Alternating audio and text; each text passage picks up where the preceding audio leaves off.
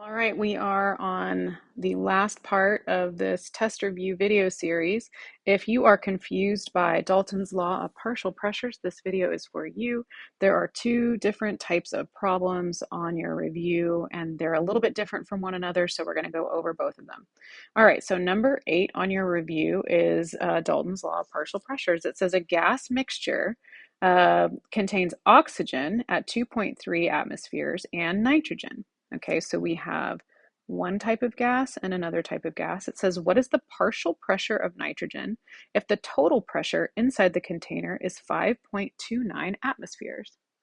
So really what we're saying here with Dalton's law of partial pressures is that the total pressure of the gas is equal to the sum of all the individual partial pressures exerted by the individual gases in a container or system. All right, so we have PT. Okay, this means the total pressure. So it's like saying pressure total, okay, is going to equal all these different gases added up. So in this particular case, we have the pressure of oxygen. All right, so our P1 is going to be oxygen.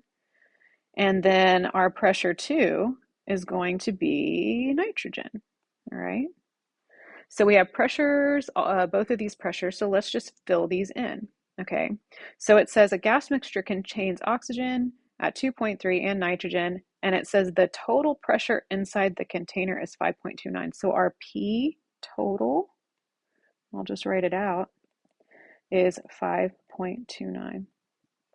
Okay, so 5.29 is going to equal our individual pressures. So we have 2.3 plus X. X is our P2. So P1 is our 2.3 atmospheres, and our P2 is X because it's unknown. So our problem mathematically here is just 5.29 equals 2.3 plus X. So we know we got to get that X by itself. We need to do the opposite operation. Okay, this is not division here because it's not multiplication. We're actually adding X and 2.3 here. So if we're going to do the opposite operation, we need to subtract 2.3 from both sides. All right, let's rewrite this over here where it looks nicer. 5.29 minus 2.3. All right, and so if you want to do it in the calculator, there's no shame in that. You want to get the right answer on your test. 2.99, okay, atmospheres. So X is going to equal 2.99 atmospheres. Okay, so that's it. That is that. So our pressure total just equaled the pressures added up. So we were given the pressure total, and so then we were left with 2.3, and whatever was the difference between the total pressure and the pressure of the first gas has to be the pressure of the second gas. All right, and our final problem, this is just another one kind of like this. All right, so we know we're going to use Dalton's law of partial pressures because it's saying a mixture of gases contains hydrogen with a pressure of 5.54 millimeters of mercury, NH3 with a pressure of 2.4 millimeters of mercury, and CO2 with a pressure of 67.9. Okay, so we have all these individual pressures. We have 3 of them, and it says what is the total pressure? Okay, so our pressure total is X, our unknown. Our first pressure we can assign as what, it doesn't really matter which one, you just want to make sure that all of them are included. All right, so 554 millimeters of mercury. And our P2 is going to be our 2.4 millimeters of mercury. And then finally, we have our P3. You could have as many P's as there are gases in your system. Okay, so it could be 2, 3, 4, 5. I mean, the sky is the limit.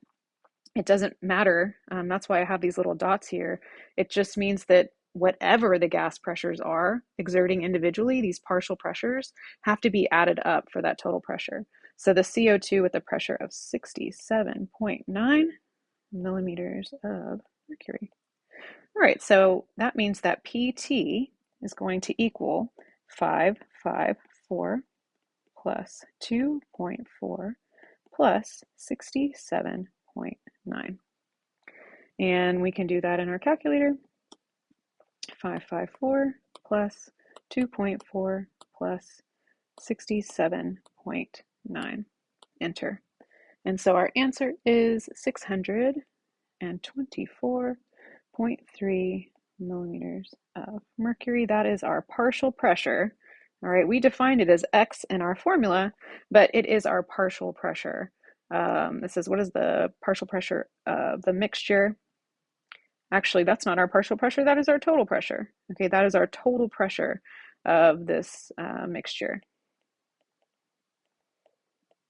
All right, hopefully that was helpful.